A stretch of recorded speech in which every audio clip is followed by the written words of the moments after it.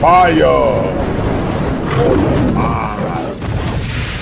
Culture clinician.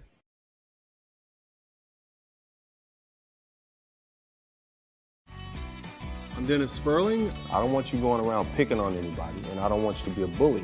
My job as father to prepare my sons for what's out there. Wax on, wax off. How's it going with those slabs? Hi, I'm Stephanie Spurling. Wait, where are you and Cap about to go? It's your business. Our business, our kids, my business. It always seems to be about you. It's always That's one about of the me. reasons. You love me. I love you too. I'm Dennis Spurling. I don't want you going around picking on anybody, and I don't want you to be a bully. It's my job as father to prepare my sons for what's out there. Anthony, my trainer, is your trainer. That's my trainer now. Yeah. Drop. No good. Every kid needs to have that lesson.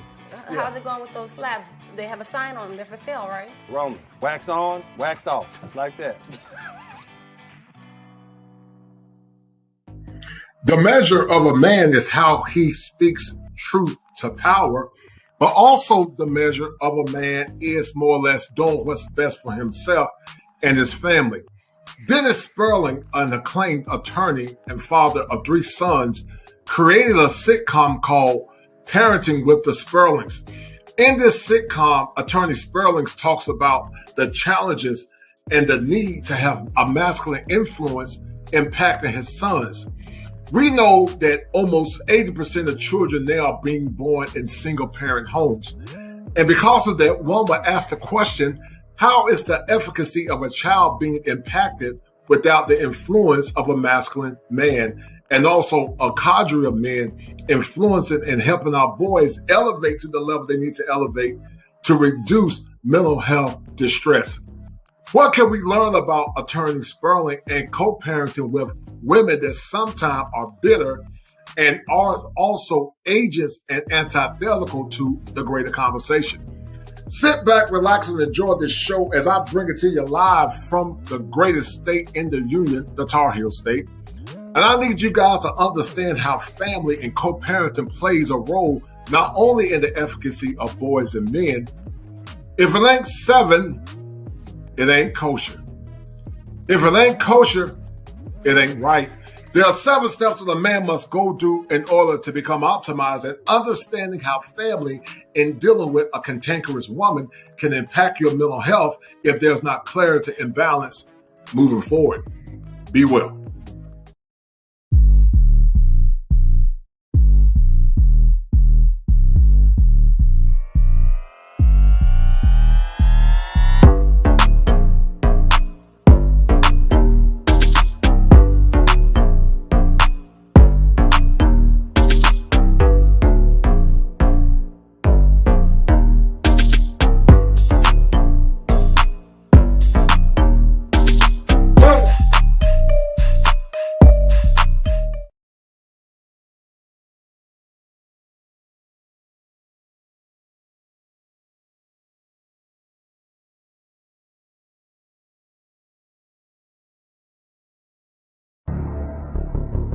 Now, what does that actually mean? What that means is I represent that cold shoulder that you're going to begin to feel from black men. And we see you for who you are, black woman. We see you for the hate-filled individuals that you become because of your selfishness and your waywardness and your falling away from morality and what the Most High God wants for you. But let me tell you the difference between you and that white woman. That white woman stood by her man. Through 500 years of blood and guts, she stood by her man. And whether she liked it or not, she was right on board with him dominating this world.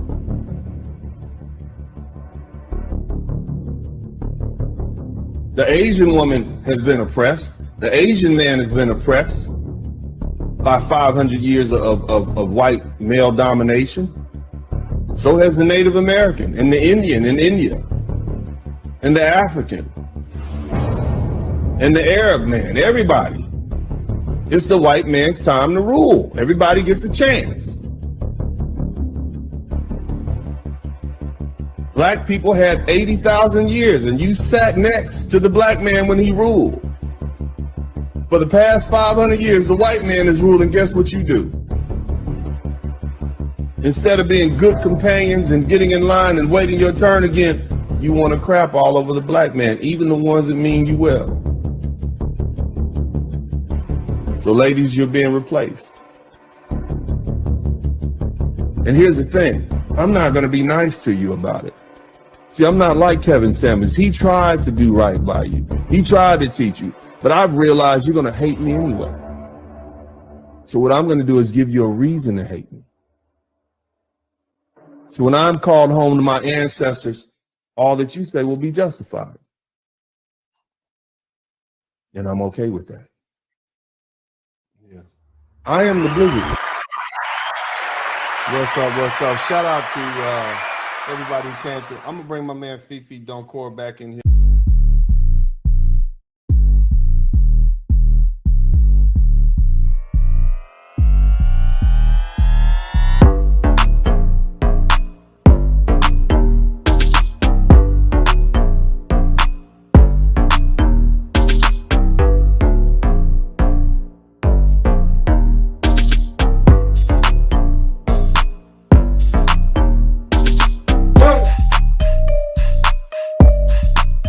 Welcome to Machismo TV, the ultimate destination for modern men seeking to upgrade their lifestyle. Subscribe to Machismo TV and Saul T-Balls. We stream daily from 12 midnight to 8 a.m. Eastern Standard Time, the best male-centric content. Highlight reels without reviewing or providing any editorial bias to the content. We have done so much, with so little for so long, we are now qualified to do anything, with nothing. Fire for your mind. The culture clinician. If it ain't seven, it ain't kosher. Heaven and hell, that's what they told you. Real men put the strap down and we can toss them. Young heads picking back up and young dolphins. This is our culture. Now we talking kosher. Clinician, masculinity issues, asking fathers who miss you, mama drama don't kiss you, all a part of the ritual, this is how they get you, separate the men, women, clipping babies pretend to, damn, lovers, haters, acting like vultures, if it ain't seven, it ain't kosher, if it ain't kosher, ain't right, gotta divorce us, if it ain't seven, it ain't kosher, if it ain't kosher, ain't right, gotta divorce us, if it ain't seven, it ain't kosher, if it ain't kosher, ain't right, gotta divorce us.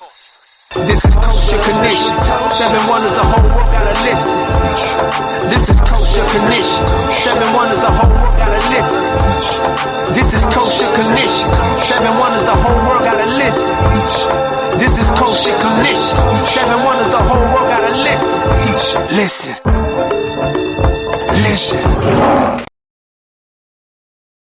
Guys, we got attorney Dennis Spurling in the house. Attorney Dennis Spurling's in the house, and we're going to talk about his show entitled Co-Parenting with the Spurlings. How you doing, sir? What's going on, dog? Man, I'm good. Coach and clinician, man. It's good to be back in here with you, brother. No doubt, man. Now, what you talk? What's the best state in America? You said Texas, right? The great state. I said I thought that was. no, I didn't say Texas, though. I said the Tar Heel State. Oh man, y'all got some news out there. It's the greatest state of the union. Michael Jordan, man. Tar Heel strong. Tar Heel strong. But Dennis, you know, you are a very polarizing figure, but at the same time, you are an icon to so many men. You created a show out of your own money called Co-Parenting with the Spurlings. And you've often so many times, Dennis, talked about the pain that you've been through, the trauma that you've been through, and traversing through that trauma. It created, in the clinical world, we call sublimation, and you turn it to advocacy, not only for yourself, but also for men. Why is this show so profound, and why should men look at co-parenting with the Spurlings as it relates to helping them deal with some of the trauma they've experienced with dealing with modern women? Well, okay, so Co-Parenting with the Spurlings, it's a reality show, it's a series, and it explores my life as an attorney and a businessman, my home life, really, because, you really don't see what goes on at home. And once you do, you be like, man, the so-called successful guys are dealing with the same stuff that everybody else is dealing with. The white-collar guys are dealing with the same stuff that the blue collar guys are dealing with. It's me, my ex-wife, Stephanie, and our day-to-day struggles, raising our children together. And then, of course, you throw the other things that go along with that. Life. She wants to date. Cool. God bless you. I got an outside. I got a child that came about 5 years after we got divorced. So our relationship is full and finished, but life goes on. The thing is, man, and like the 2015 CDC report said, Black men are the most involved group of men in America. And I want to show them how that happens, even when you're not married. But the other thing is, you know, part of the trauma that I had to deal with had a lot to do with not having a hands-on father who was there and concerned and speaking to me every day, or at least as much as possible. Yeah, I used to get a call once every 2 weeks, once a month. It's a lot that can happen. You see what I'm saying? My kids, the way I fashioned it, the way I co-parent, I kind of bogarted my way through the paperwork. I kind of bogarted my way through the custody agreement and said, hey, yeah, I know I'm only supposed to get them on the weekends, but let's involve them in this program and that program. And, you know, I'll pick them up and drop them off from school, pick them up at their school, take them to the extracurricular activity, drop them off at your house. That presented me with an opportunity to spend 30 minutes, 40 minutes driving them from one place to another, talking to them, seeing them, hugging them, letting them know, hey, daddy's here every day, watching them play, helping them, coaching them up on their jujitsu and karate and baseball and whatever it is they're playing.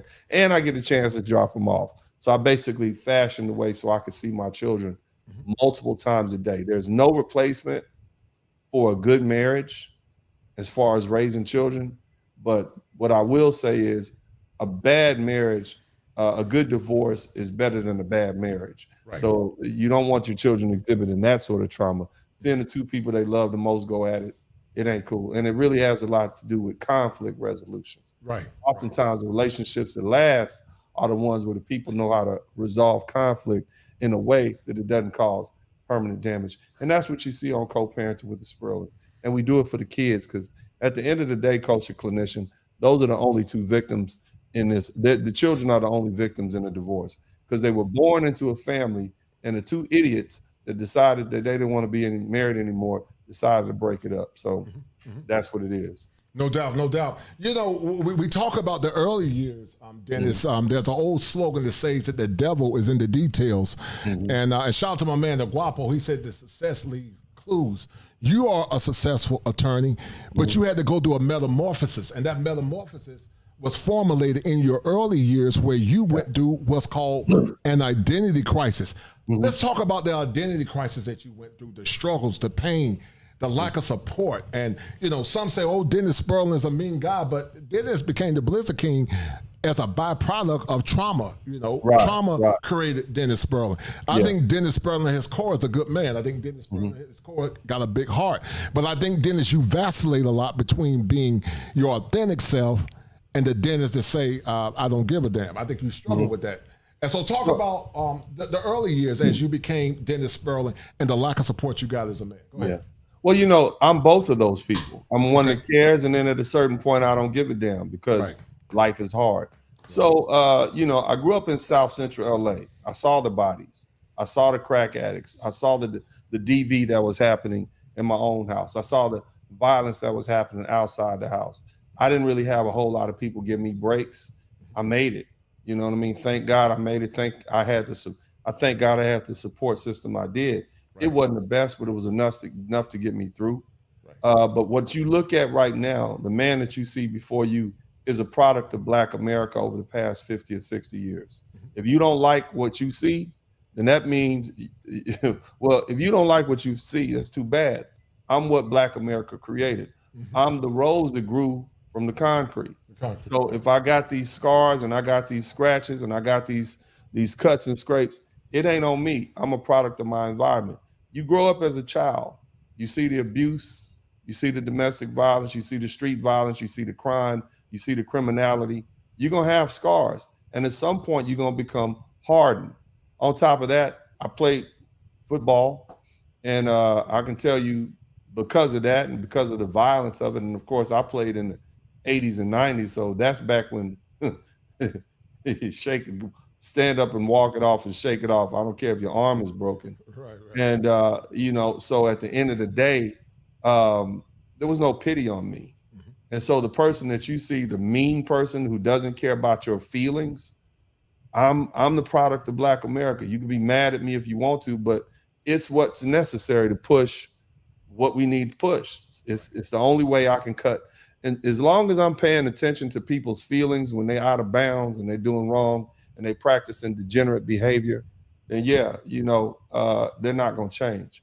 It's when you start kicking and putting a boot off in their backside is when they begin to suffer and feel pain and say, oh, I got to stop this. Let me move. Let me try to rearrange. This hurts. I don't like what that mean man is saying on the internet. Right. And so it is what it is. I'm the medicine that's necessary right now. People don't have to like it. It's the truth. Right. I think, you know, you are very resilient. I think, you know, I consider you extremely resilient. Consider that you grew up in South Central Los Angeles, and with the grace of God and your tenacity and your stick-to-itness, you became a $1 million attorney. Well, is a $1 million attorney. You got co-parenting with the Spurlings. You wrote a book. And so you defied the odds. I've done it. You know, I grew up in rural Eastern North Carolina. Went to one of the best schools in the country, the University of North Carolina, Chapel Hill, North Carolina Central, and then, you know, law enforcement and traversing through a lot of things as well. But we talk about identity, Dennis. You know, boys need identity, and I'm so happy when I see you transmitting your light into your boys so that they can manifest your legacy and manifest your future.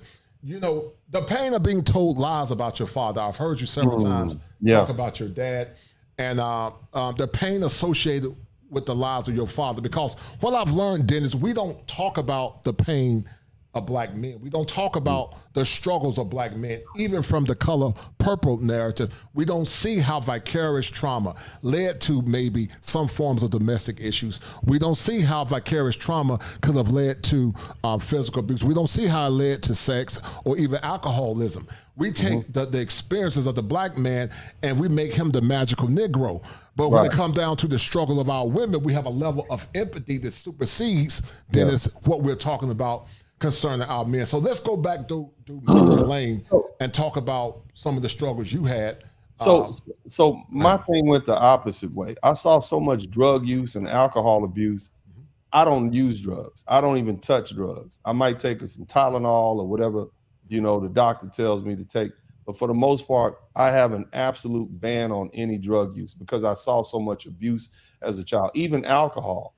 My family members would get together. They would fight it out on every holiday. I hated Thanksgiving, hated Christmas, hated any holiday, hated the fact that sometimes they gave you a Monday off because oftentimes chairs would be thrown around the house, knives would be pulled, and the LAPD would get called. So, you know, that I just wasn't feeling that. I wasn't feeling that at all. I didn't like that ghetto lifestyle. I didn't like the degeneracy. I didn't like the violence. I always knew innately something was wrong with that. And so I didn't even drink alcohol until I got well out of college. I think I was 2 years out of college before I took my first sip of wine or something like that. And even now, it's not really something that I do. But so, and on top of that, I don't like criminality and I don't like degeneracy. And so I have because I've seen it. I grew up in a household with gamblers, prostitutes, drug addicts, boosters. You know, of course I have my grandmother there, and these were her children and sometimes friends of the family, gangsters, killers. These are the people that I grew up around. And although I loved them and respected them, I knew that's not the lifestyle that I want to live. So I went the exact opposite way. Now, before that, my biological father was a man that I just met 10 years ago. Right. At 10 years old, I learned from my mother after she had an argument with the man that I'm named after, my father, adopted father. Oh, he's not your father anyway. That shook me to my core. Didn't mention anything about it for some years, but over time that seed grew and I began to wonder, is this why I get treated like this? Because when I would go to that man's house, I felt I was treated unfairly, largely because he knew I wasn't his child and he probably let his relatives know I wasn't his child, except that the only problem was I didn't know, so I didn't act appropriately. So here I am looking for my father for protection and understanding, and I'm not receiving it. that being the case, you know, at a certain point when I got to a certain age, having that seed planted in my head, I said, this I got to make end. Because the older I got, the more conflict I had with that man. And so at a certain point, I said, well, you know, I got rich, I got older, I got successful. I started to outshine him and many other people around me who remembered me as being, you know, the bastard son of a woman who got pregnant when she was a teenager. Yes, sir. Right. But see, the thing is, what the Lord plans for you, oftentimes, it's the stone that the builders rejected, that the Lord will make the cornerstone. Yes, right. You see what I'm saying? Yes, sir. And right. so I know the only reason I am here is because God wanted me to be here. Even as a child, my mother never held back the truth from me. Up until, you know, of course, holding back the truth from me of who my father was until I was 10. But she never held back from me. One of the things she told me was, I didn't want you. I made attempts to abort you. Wow. I made attempts to abort you by, number one, I took some, I think birth control pills or something like that, whatever, to try to get rid of you chemically. And then when that didn't work, I tried to I made an appointment to go to a baby deletion clinic, which was a big thing back then, because remember, Roe v. Wade was overturned. Right. And so, you know, at the end of the day, as I grew and thought about that, I appreciate that truth. But I know that the only reason that I am here is because the Most High wants me here. So my only obligation is to the Most High. It's not to my earthly parents, because as I explained, I didn't have a father. I had a man who helped keep a lie in place. I had a mother who got with that man and helped keep a lie, who didn't want me in the first place. So what you see is a hard man before you. Yes, sir. What you see is a mean man. What you see is a man who says, you know what? My obligation is to the Most High, because without the Most High, I wouldn't be here. Yes, sir. And so my sole purpose on this planet is to fulfill the obligation that the Most High has for me to fulfill. And that's it. I am not bound to man, neither mother, nor father, nor anybody else. Anybody that interferes with my peace of mind and happiness, anybody that interferes with my purpose, because if you interfere with my peace of mind and happiness, I can't do the work that the Most High wants me to do. And if you interfere with that purpose directly, then you can't be someone that has me there. So this is where I draw my strength from. I draw it straight from the source.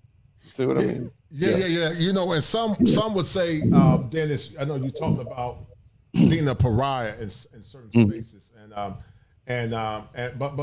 you know, you and Kevin Samuels were good friends. Many loved Kevin, some hated him. But I love the fact, Dennis, where you said, I'm not Kevin Samuels. No. You know, you're more of a, how can I say, you believe in men doing what's best for them. You don't believe in saving no black community, and I concur with you. Well, let me clarify. I believe yes, sir, in helping those who want to be helped. Yes, sir. See, Kevin Samuels, what they didn't understand, and I was able to successfully help spread this narrative after he passed away, because they were trying their best to destroy that man. He hated black women. I said, no, he actually loved black women. Right. Kevin Samuels actually loved black people and wanted to see black men and black women come together. But see, here's the difference between Kevin Samuels and I. Kevin Samuels was raised in a loving home in Oklahoma. I was raised in a dangerous place, South Central LA, in a home that was filled with violence. So you didn't like him, so here I am. You see, I am not like him. I don't have that level of compassion for him. I've seen dead bodies. My heart is hardened. You see what I'm saying? So where that man was compassionate and wanted to see you do better, if you die, you die. And I know that sounds harsh, but remember, this is the environment I grew up in. I grew up in a place where all of my friends that I grew up with are dead. Or they're in jail. You understand what I'm saying? So what does that do to a 10, 11, 12-year-old when your classmates that you saw last summer over the summer break, they got shot or they got put in the juvie or they got murdered? What does that do for you? What happens when you go to school and you interact with people who are just like you every day? Right. They have the same experience. See, I wasn't the only one. So, you know, I'm hard for a reason. And it's not that I'm hateful. I'm just mean, and I am not empathetic to people just because they're having an experience. I see your point. You see what I mean? And so it makes me an excellent trial lawyer because I cut to the chase and I'm effective. Now, on the flip side, I'm very compassionate with the innocent, with children, with elderly, even little animals and stuff like that, because they're innocent. But if you made an active choice to be an asshole, I don't really have any compassion for you. If you made a choice and you just, because there's look, life is hard. It is very hard. And it's hard for men. And although I am an advocate for men, I see the F-boy stuff that we do. Right. The only reason I don't pile on the brothers is because we got enough people piling on. I see. Now, as far as the lovely ladies, they do a lot of things that are degenerate. They do a lot of things that are harmful to the Black community and to Black children, and they need to be called out on it. And I'm just a person who's not afraid to point it out. But see me more as a weapon. You see, I'm more as a weapon. There's an objective. There's something needs to be dealt with, and that's what I do. I'm the same way with any person that's a client. What you see me doing is trying these lovely ladies in the court of public opinion on behalf of my client, the average Black man who can't speak for himself and is not in a position to speak. Because if he says something like I say on the internet, guess what? The people on Monday morning, he's getting a phone call from the people in his corporate office, or corporate office is getting a phone call to the people who do the hiring and firing, and he's getting a letter. But they can't do that to me. Yeah. It's almost like the scripture, how can they hear unless a preacher be sent? And you ain't a hooping preacher, but you definitely got that Baptist swag. The image of a man in respect then is paramount to the self-esteem and the mobility of men. I think this is a great time. Look, hold on. I can be nice too, man. I can be nice. I can be kind too, man. I mean, you see me working, baby, but I can be nice, man. Go ahead, brother. Right. No, I think at your core, you're a good dude. Are you a warrior? Yeah, I think you're a warrior too. You're turned to an ape if you have to, but I think at your core, you're a good guy. But the image of a man in respect, co-parenting with the Spurlings is, in my opinion, Dennis, a microcosm of a macrocosm that we had back in the 40s and the 50s, where women had a feminine demure. I equate your show, Co-Parenting with the Spurlings, as a type of a Cosby show, and I'm how can I say? I'm excited, guys. You guys go check out Co-Parenting with the Spurlings on Tubi.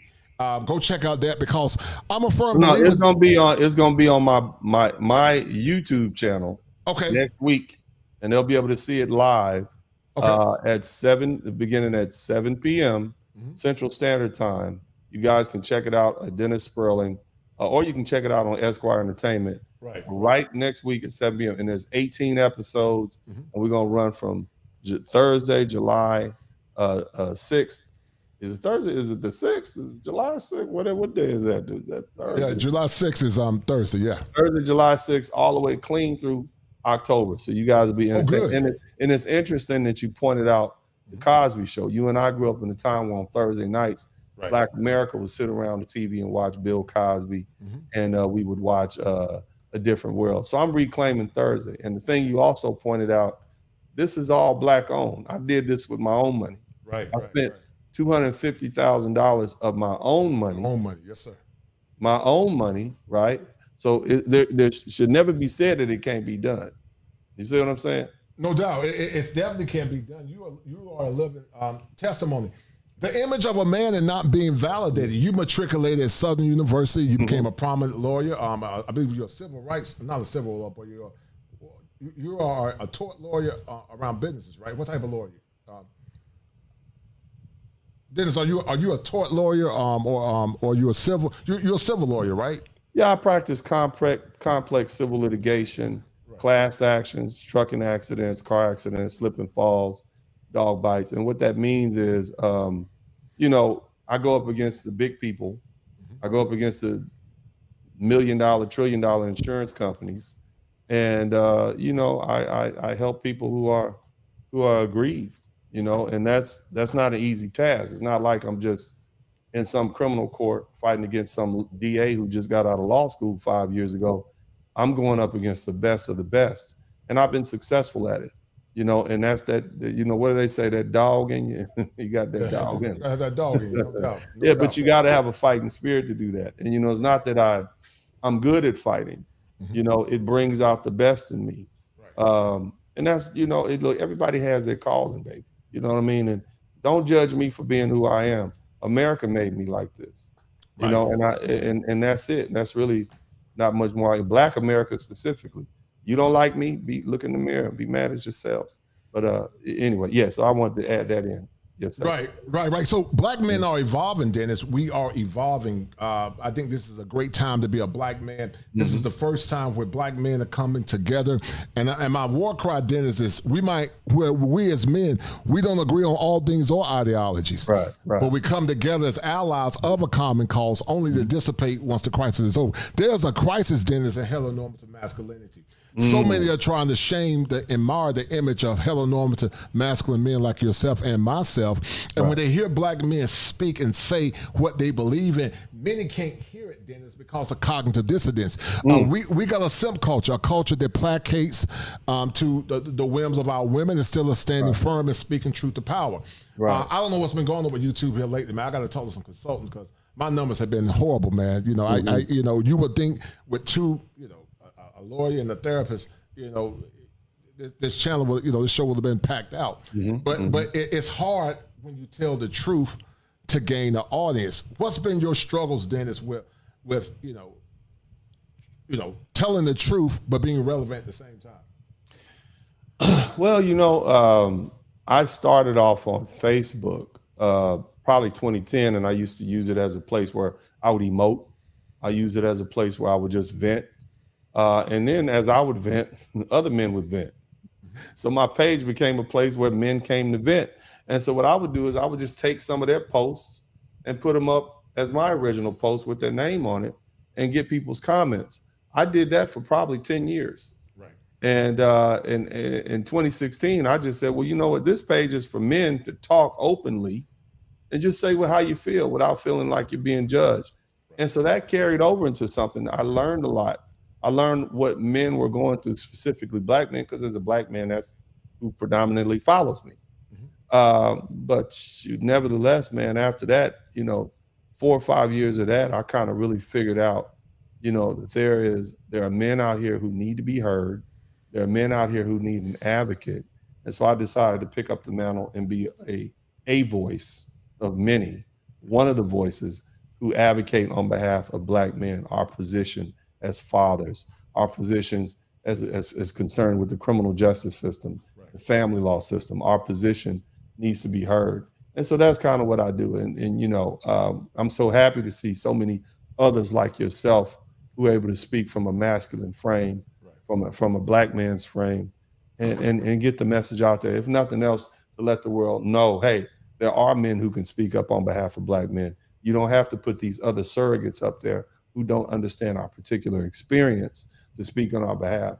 And so, I think we're making moves, man. I think it's a good thing. In fact, I think we're winning, in my opinion. Oh, yeah, I think we're winning too. I definitely think we're winning because we're dealing with a lot of animus.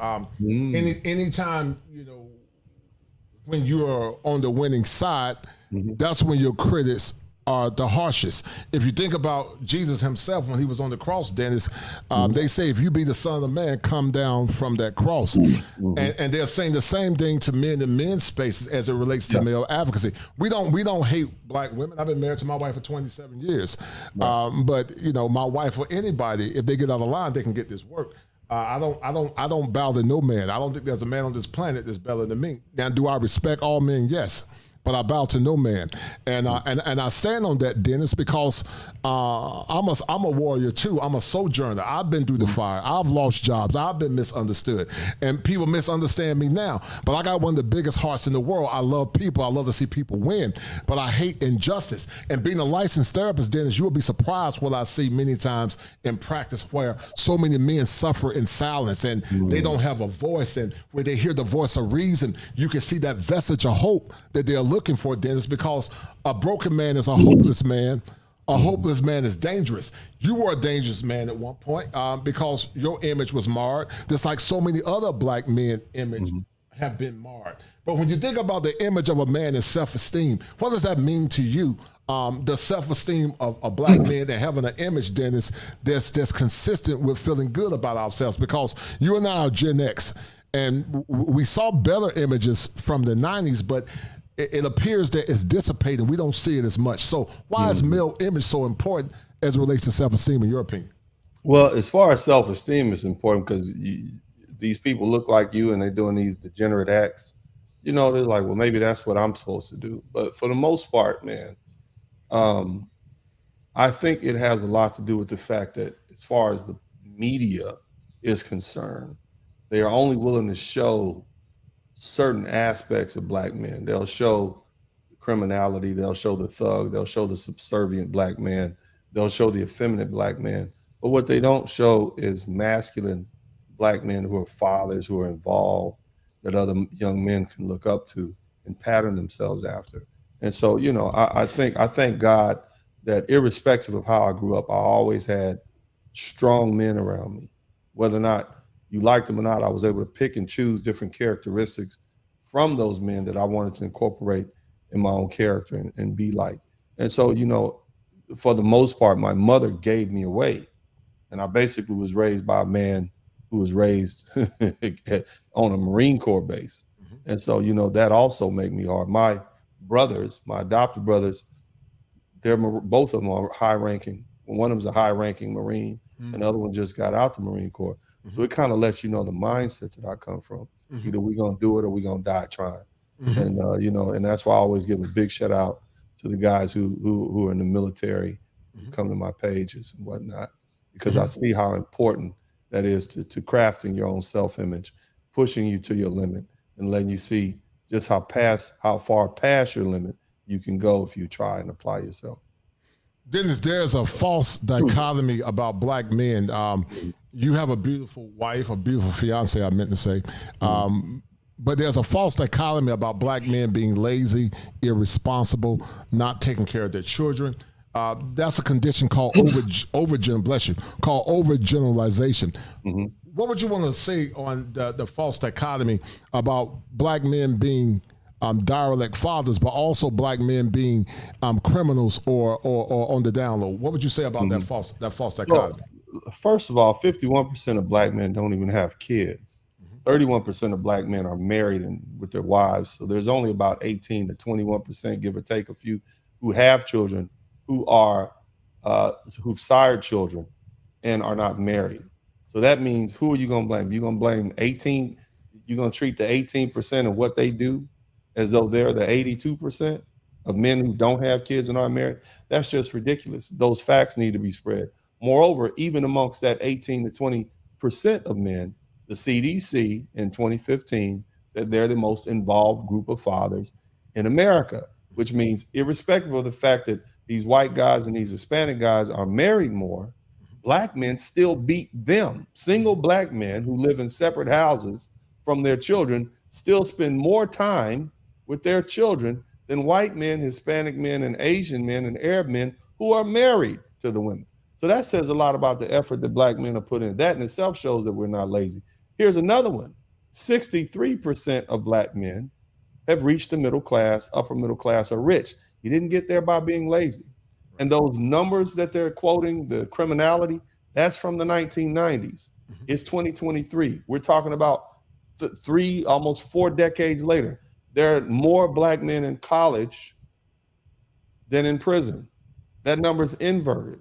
The poverty rate is inverted. Instead of having 1/3 of black men in the middle class, now we got almost 2/3. So all of these lies need to be dispelled through facts. Black men use condoms more than any other group of men.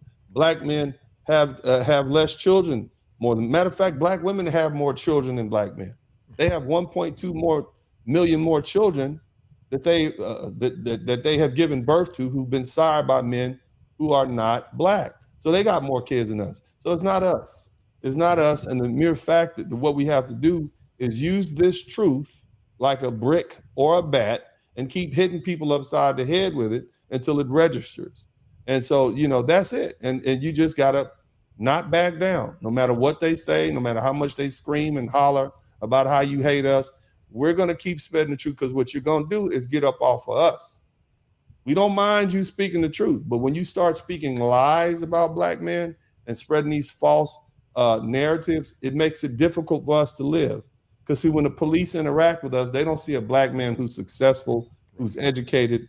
They see a thug, they see a criminal, they see a deadbeat daddy. Right. Who's spreading those lies? It's the ones who are intimate with us. It's the ones who are close with us. And that's why Black women are beginning to feel the heat. Look, I love Black women.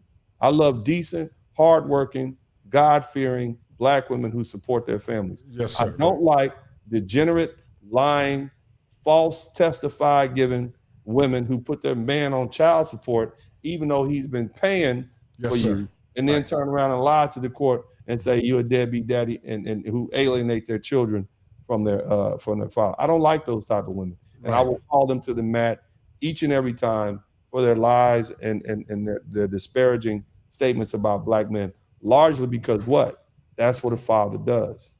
See, my sons turn 18, they will inherit the mantle of Black man. Right. And all the negativity and the tropes that go with it. And it's not fair for my children, for my babies, to inherit that trope because they didn't do anything. They're innocent. As I said earlier, I believe in defending the innocent. I believe in defending the weak. And I'm the one built to do that. And so, that's who I am generally, but that's only one aspect of my life, man. I'm still a family man. I got a cat, you know what I'm saying? So, and that's kind of what co-parenting with the Spurlings is about. That's about what you see. That's about the man I am around the house. Because at some point, I got to turn mean man off. I got to turn the Blizzard King off and just be daddy. You see what I'm saying? So that's kind of, and I think that's good. You got to know, you got to hang your sword up at the door. At the door, right. Yeah. Right. The lie called love, Dennis, I know you got to go in the few, but the lie called love, you were married, I think once or twice. How many times were you married? I was married once. Once. The lie called love and the making of Dennis Spurling the simp. What does that mean to you? Because, Dennis, so many of us believe the lie in the lie called love. We got caught up in this nebulous thing called love. And listen, I do believe that men should love their women, Dennis, but they should love within reason. They should never love a woman more than they love themselves. God first, purpose second, and then the woman. But the lie called love and the making of Dennis Spurling the simp, what does that mean? Hey, man, look, man, love is a 4-letter word, man. It's a 4-letter word. Look, man, here's the thing, baby.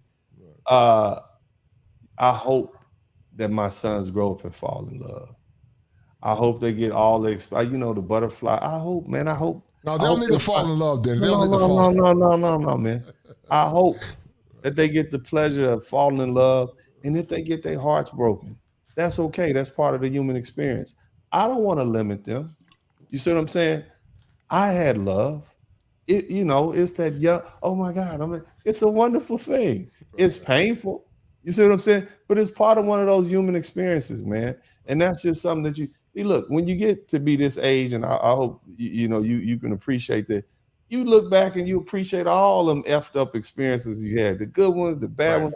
That's part of life. Right. That's true. What I mean, it makes me more empathetic. It helps me understand. It gives me a breadth of understanding about life, the pain, the drama, the good times, the bad times.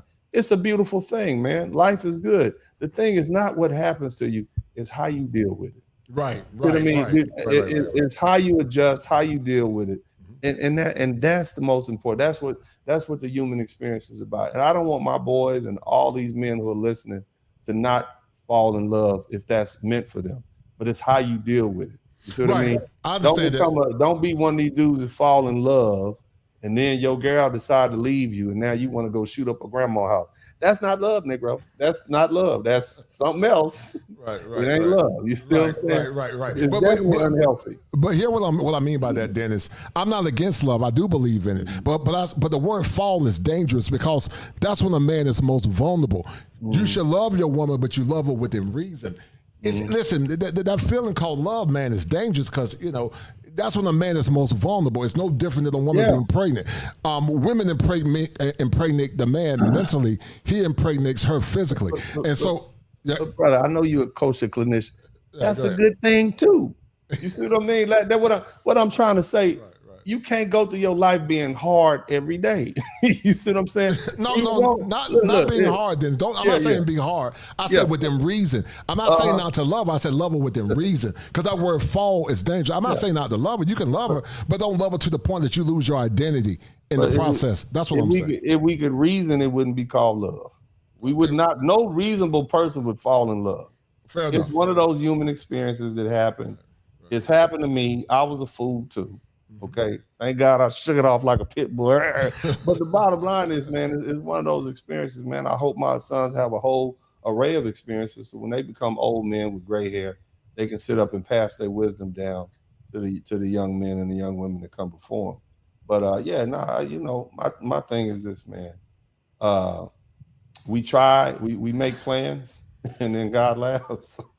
That's true. I know you heard that before. Yes, sir. You can be a fool. His question is how long you gonna be a fool? Because we've all played the role of a fool before. Right. That's true. Yes, sir. How big of a fool you want to be? You want to be a fool forever? Or do you at some point want to do better and move on? You know, I've taken my licks and I kept it moving. One thing I have done is I've always worked hard and stayed out of trouble. Yes, sir. Same here. You keep that money coming in. You keep that job. You might be in love and your heart is broken, but you got to be there at 8:30, drink your coffee and keep moving. Leave at 5, do an excellent job, learn to compartmentalize and keep moving. Now, if you're a fool in love, and now you got to get drunk every night, use drugs, you're just an idiot. Now you're making it worse. You see what I mean? Because your little heart got broke. But that's okay. I'm gonna challenge you, Dennis. You talked about a time where you was hurt and you turned to alcohol and you had your fun. Yeah, I was hurt because of the separation from my children. Right. Okay, gotcha. The only thing that I've ever truly loved in this world. Yes, sir. The only thing that I ever truly loved in this world, like love, because I didn't love some women, but you know that's a little different. But I love my children. I love them from the first time I held them, and I've loved them ever since. It's the only thing that I've ever truly loved was my children. I fell in love with them instantly. Not that it's a deep, abiding love. And I tell people all the time, there's no love like the love of a father. And if you've been denied your father, if you've been denied your father's love, you're missing something. Right. It's something you can never get back because your daddy loves you. Right. You see, if you had a father and my thing is, I feel sorry for my biological father because he did not know I existed until, how old am I now? 40? He didn't know I existed until I was 39. Imagine having a son in this world that looks like you, that walks like you, talks like you, shaped like you, and you just meeting him when he's 39 years old. He didn't have that opportunity to fall in love with his child and struggle with his child and struggle to pay the bills for his child and change that. You know, all that hard stuff. It's an honor and privilege to be able to pay for my children. Yes. And I know a lot of brothers don't want to hear it. Well, yeah, it is an honor because that is mine. You see what I mean? And I don't want nobody doing nothing for me, but for mine, but me. I put myself on child support, and I do more than that. So the love that I had, because of me missing my children, only able to see them a couple of weekends every month, after going from seeing them every day, that hurts. I medicated myself with alcohol and loose women, just so I wouldn't be missing. I became a passport, bro. Because being in the house, passing by my children's rooms, you know, looking at their little clothes on the floor, that made me sad. So I said, you know what? I got to distract myself. I can't do dirt around here because I work around here and I don't want to never mess up the money. But I'm going to go over here to Colombia and DR and get distracted and hang out down there and do all this fly stuff. But I always came back. The day, like when I would pick my kids up for 2 hours on a Thursday and bring them back, I'd be back that Wednesday. Because I would never miss my days to pick up my kids because the whole purpose of me getting distracted was so that I wouldn't miss my children because that's what tore me up on the inside. Not a divorce shit. Like I said, a good divorce is better than a bad marriage any day. But my children is who I love. And you know, and I'm all right with screaming that to the rafters. Can co-parenting, Dennis, be a mental health crisis if you don't know how to manage them. Before you answer that, shout out to my man Jamar for the $10 super sticker. That's a bet, right? That's a deal, right? That's a deal, right? Shout out to my man. That's a bet, right? That's a deal, right? That's a deal, right? $50 hitter. He said for tonight's therapy session, Mr. Spurling has been on fire this week. Great collab with the Green Gorilla, Upsetting, and now the Kosher Clinician. Hit the number one button and support black male content. And because of that, the Quiet Storm, brother, you always showing love, brother. I love you. You are the number one sponsor of this stream. Thank you, sir.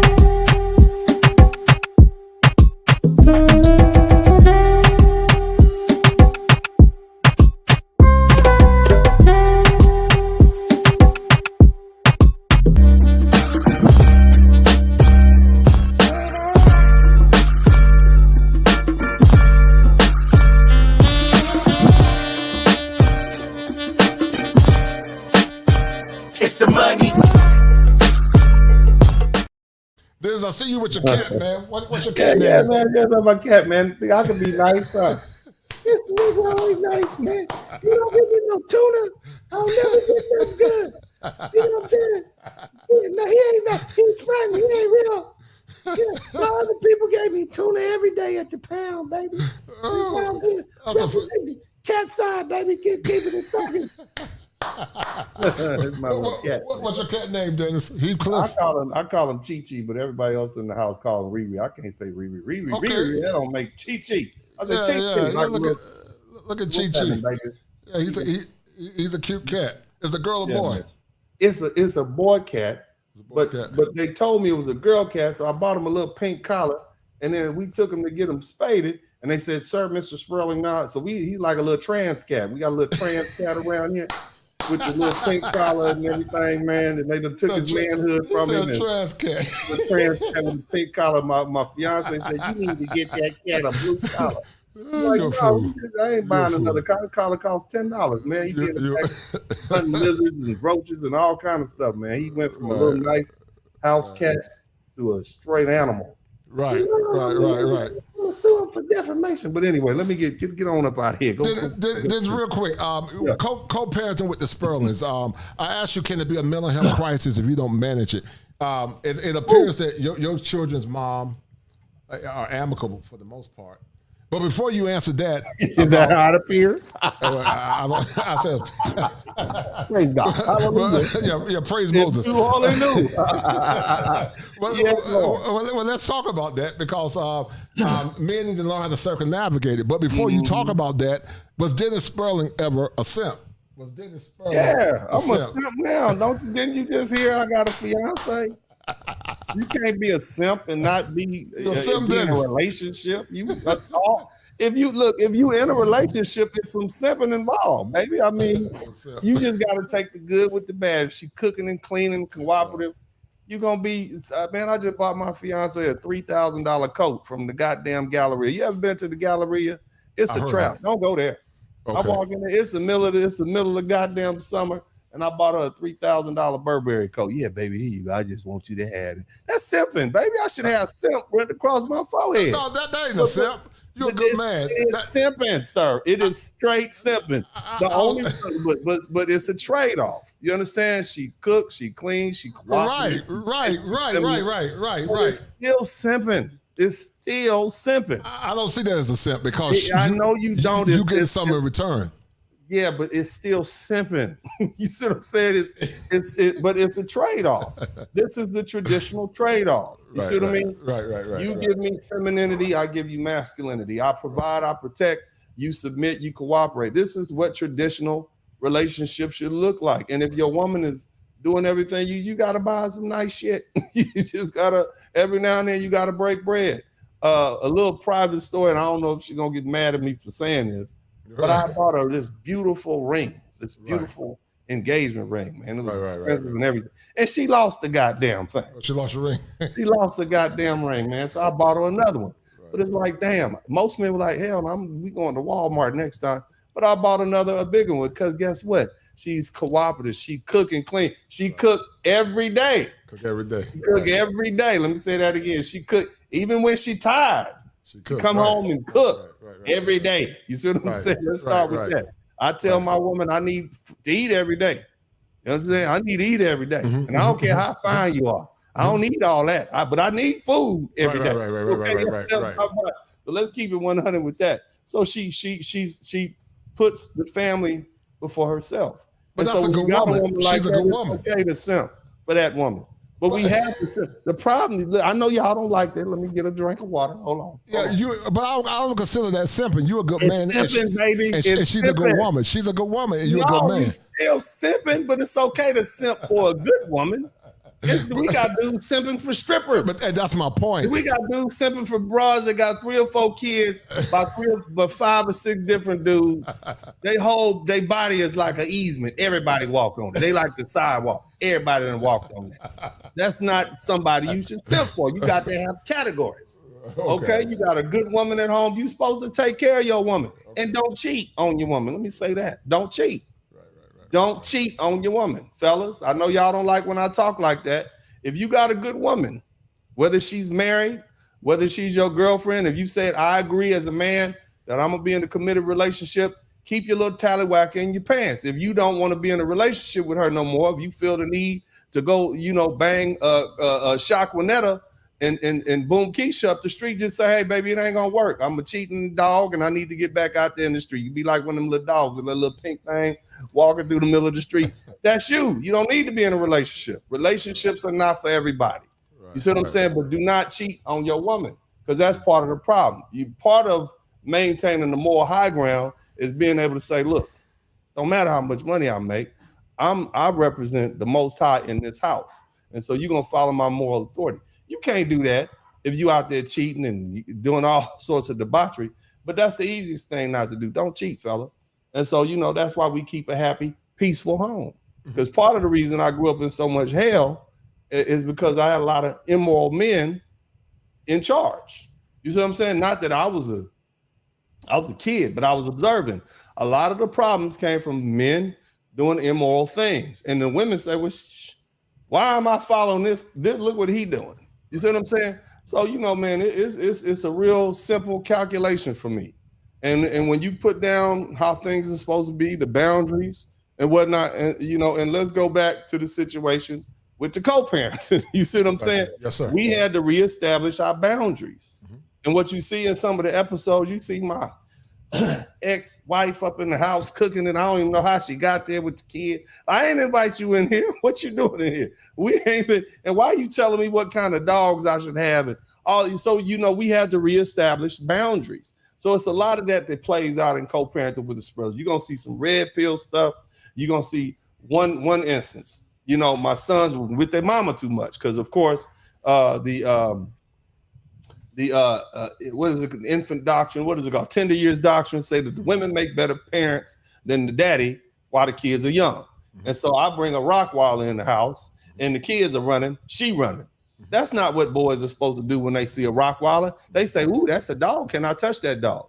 That's how they respond when they're around their father. But because they're around their mother, they've inherited what? Female coping mechanism. So they running and they running and she running. So that's one of those nuanced things that only men who are intuitive and what's the word? Observant and understand masculine behavior be able to see. I'm telling you, guys are going to love this broadcast when it does start up next Thursday at 7 p.m. because it's a lot in there. Many of the great thought leaders like Obsidian, BJS, Ibmore, I was listening to them at the time that I was coming up with the plots and the different things. So you're going to see that what they call red pill knowledge or whatever, awake. You're going to see it play out. There's going to be some humor, and you're going to see how my lovely lady of an ex-wife responds to some of it. And typically, you'll see, and let me say it like this, ladies, you will be triggered by some of the things I say.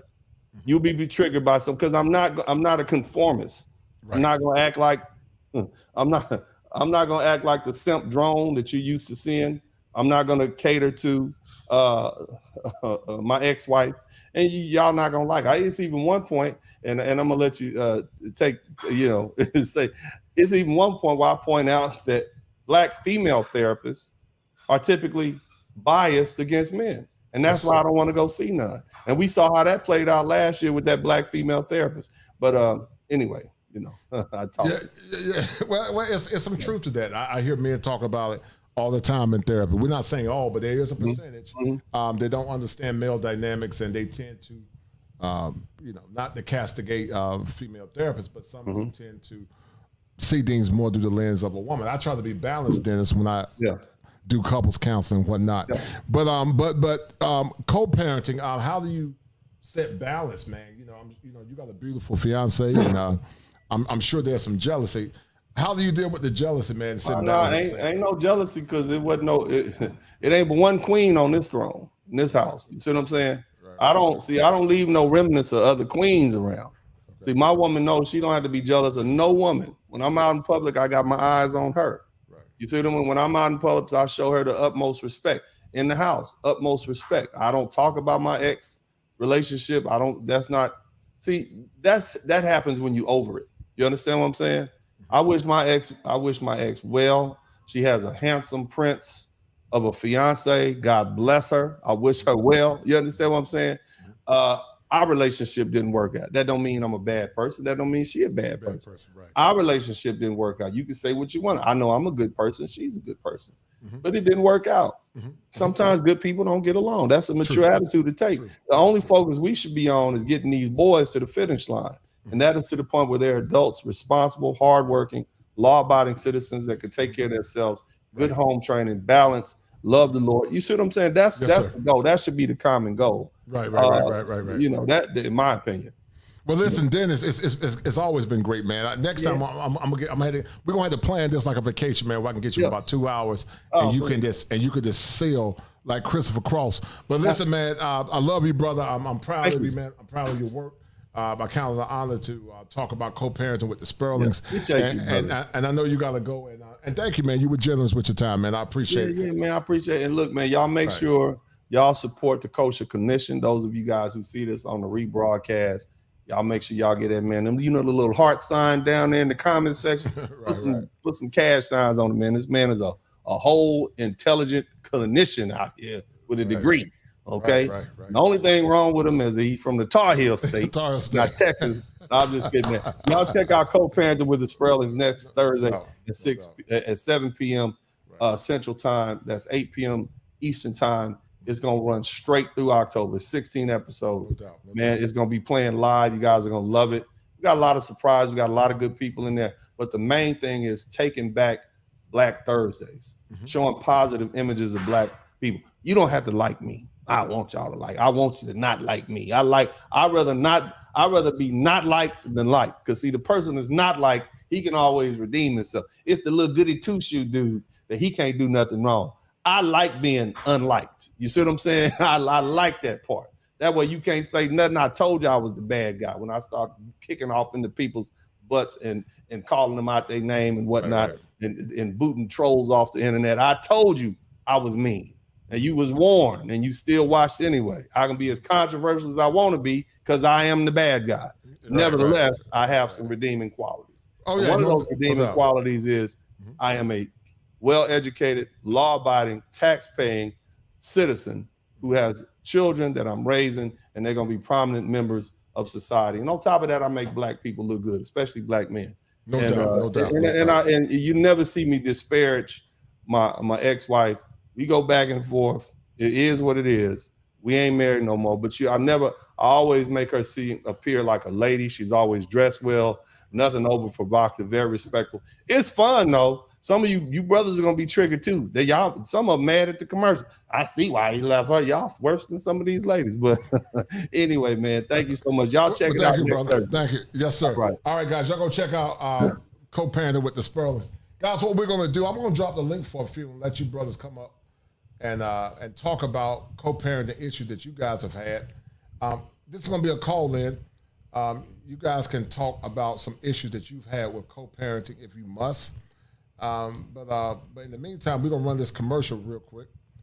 And so call in, guys, if you want to talk about co-parenting with the Spurlings or any issues that you've had with co-parenting as we continue this conversation and heteronormative masculinity. So call in, guys, real quick. We're about to play a couple of commercials, and we'll be right back. Welcome to Machismo TV, the ultimate destination for modern men seeking to upgrade their lifestyle.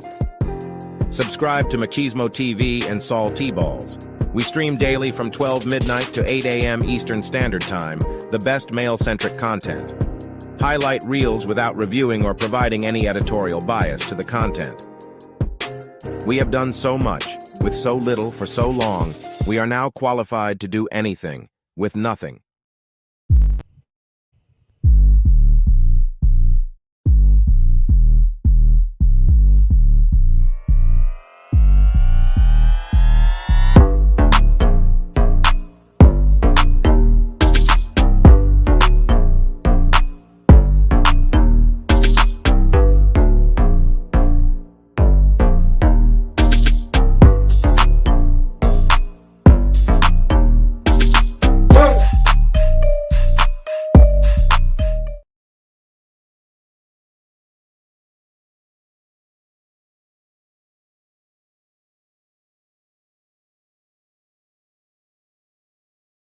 Block all that bullshit. I don't care if they came to troll, tell them go. Number 6, the goddamn rep, you best forget it.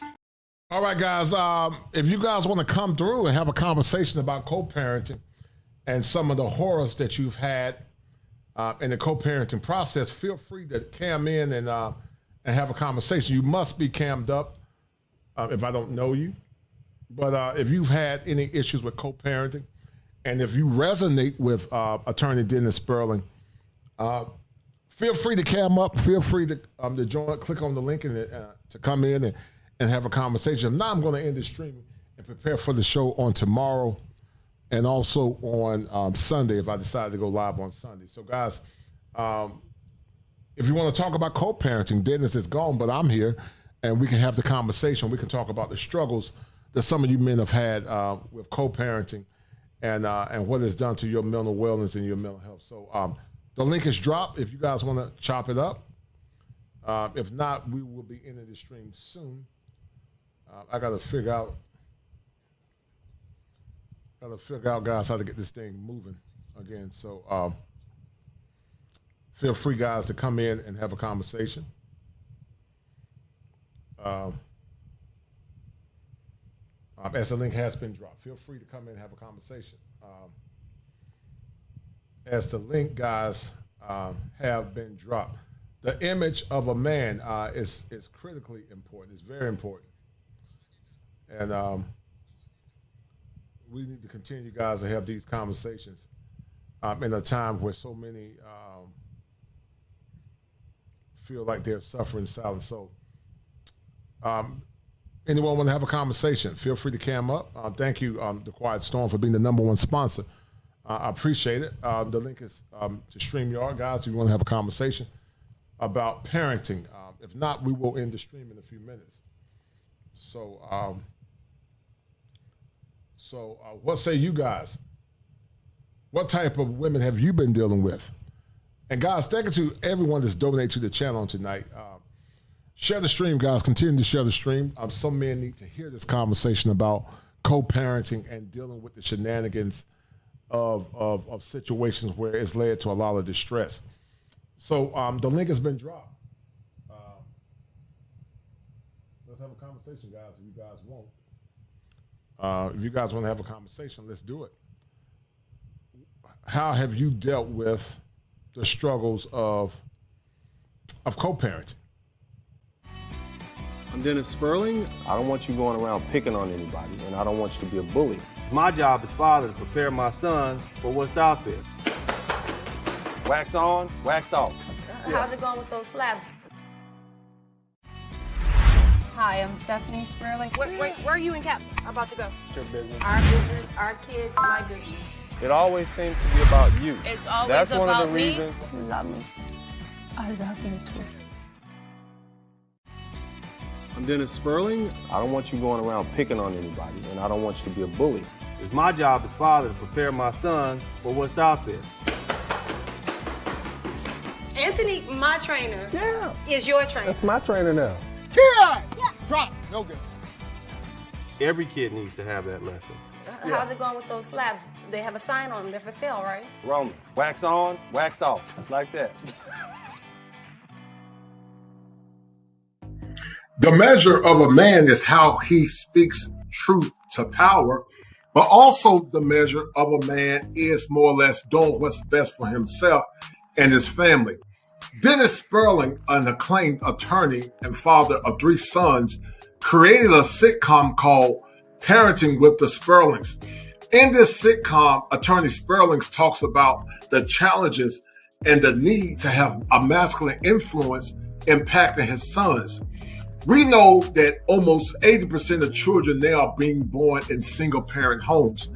And because of that, one would ask the question, how is the efficacy of a child being impacted without the influence of a masculine man and also a cadre of men influencing and helping our boys elevate to the level they need to elevate to reduce mental health distress? What can we learn about Attorney Spurling and co-parenting with women that sometimes are bitter and are also agents and antithetical to the greater conversation? Sit back, relax, and enjoy this show as I bring it to you live from the greatest state in the union, the Tar Heel State. And I need you guys to understand how family and co-parenting plays a role not only in the efficacy of boys and men. If it ain't 7, it ain't kosher. If it ain't kosher, it ain't right. There are 7 steps that a man must go through in order to become optimized and understanding how family in dealing with a... All right, guys. It doesn't appear that anyone want to go live, man. So if that's the case, that's fine. No harm, no foul. I love you guys nonetheless. Thank you guys to my man, I can't even think of his name, The Quiet Storm, always showing love. And my man, Jahari, I appreciate it, guys. Thank you guys for showing love. And guys, we'll be back on tomorrow, man. We will be back on tomorrow. And once again, guys, continue to stand firm, continue to love yourselves, take care of your mental health. Don't waver in your convictions and live your life on your own terms. That's the key to being successful. Because in the end, guys, all you got is yourself. So once again, a great show with Attorney Spurling. We will do it again at some point. And it doesn't appear that anyone want to come on and have a conversation, and that's fine. And guys, we will be ending this stream in about, we'll be ending the stream, guys, in a minute. So once again, guys, thank you for tuning in.